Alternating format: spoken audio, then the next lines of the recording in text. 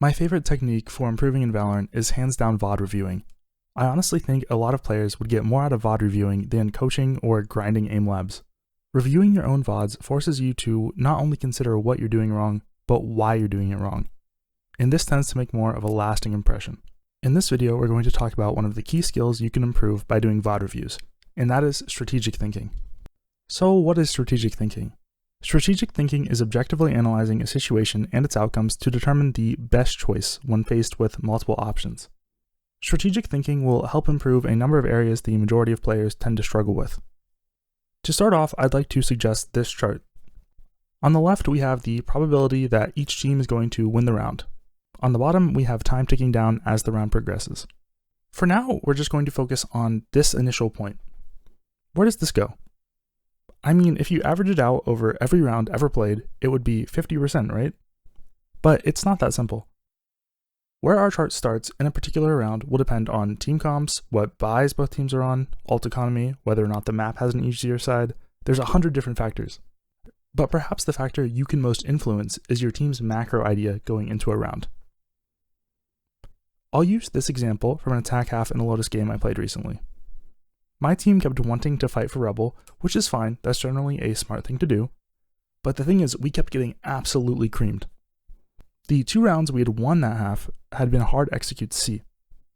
We were having trouble converting the game despite having a nice lead going into the attacking half, and eventually we ended up doing another C execute because that's what had worked, and we picked up the last round and closed it out. You could say, ignoring all other factors, our win rate executing C was 100%, and defaulting/fighting Rebel was 0%. Of course, that's a gross oversimplification, but thinking about what macro ideas have worked and which haven't will help you start off rounds with better odds of winning, especially later in a half. And also, especially if your opponents are doing these same setups every round. Okay, but for now, we're just going to place the initial dot at 50%. So what happens once the round starts? Well, obviously, eventually this line is either going to go to 100% attackers or 100% defenders. Newsflash, you either win the round or you don't. Things throughout the round will affect the chance you win the round. Kills, bomb plants, and ultimates are what's going to produce the most notable changes to our graph. So let's flip the script for a second and look at it from the point of view of the enemy Jet in our earlier example. All 3 rounds we went C, she peeked or pushed up mound.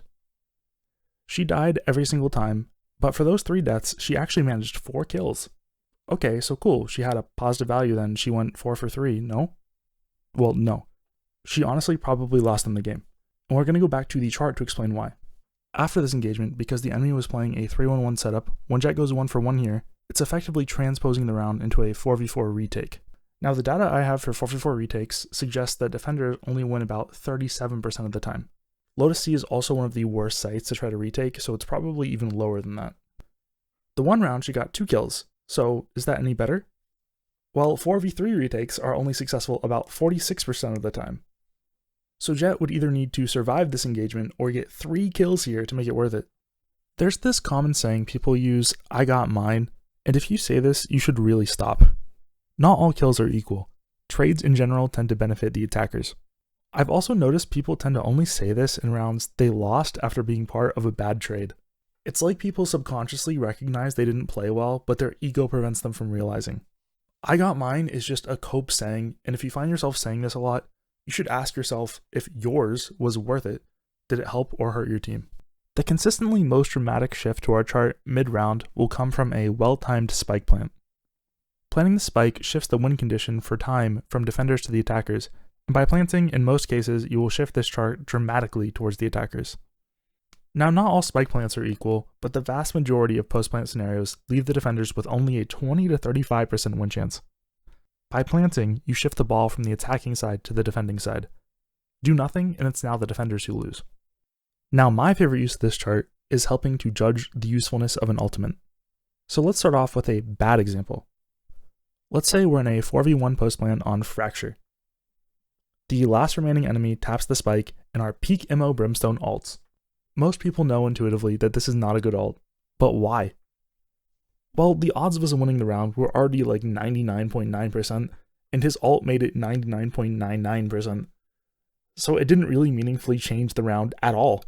In contrast, if our Brimstone had been in a 1v2 and ulted, then maybe he takes us from a 35% chance of winning the round to a 60% chance. In most cases, the higher the difference here, the better the ult. That's not to say you should sit around waiting for an opportunity like this that will never come.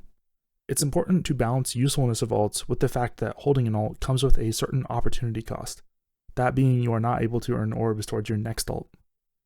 3 ults that get 20% value each are better than 2 ults that only get 25%, for instance. Just because you lost a round where you ulted doesn't necessarily mean it was a bad ult. Far too often people assume that because they lost the round where they ulted, it must have been a bad ult. But on the contrary, if you ult and take your team from a 10% chance of winning the round to a 50% chance, it's still a really good ult. Your team might still lose the round, but the ult still had a huge impact. Now, all of this should get a big in general asterisk. If we're 0-5 and had an 80% chance of winning the round, and I have an ult I can slap down to make it 95%, you bet I'm doing that shit so fast just to make sure we get a round on the board so we can start building back morale. Valorant is also a game of human factors, so it's necessary to balance strategic thinking with managing you and your teammates' emotions and vibes. Now, this is something you should really learn to do subconsciously. You probably already do this subconsciously and might not even realize. When VOD reviewing, it's important that you do your best to actually articulate to the best of your ability what chance you had before taking the action and what chance you had after taking the action. That way you can train your brain to make better decisions going forward. That is the whole point of this. The whole idea is to articulate a subconscious process to make it easier to train around. Now, I'm not saying you have to actually draw a chart for every round and each decision to see if it was good or not. You just need to ask yourself objectively whether or not you were playing in a way that gave your team the best chance to win. Rounds aren't independent though. There are some cases where if you look at it from just a one round perspective, your decision isn't going to make any sense. For instance, saving. Saving your guns effectively just drops whatever winning chance you had to 0. But the reason why it can make sense is you're probably taking your team's chances of winning the next round from something lower than 50% up to around 50%.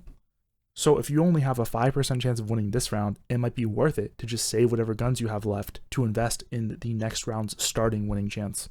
It's also important to point out that the point of this is not to deterministically, oh my god. It's also important to point out that the point of this is not to deterministically know the exact percentage chance you had of winning a round at any given moment.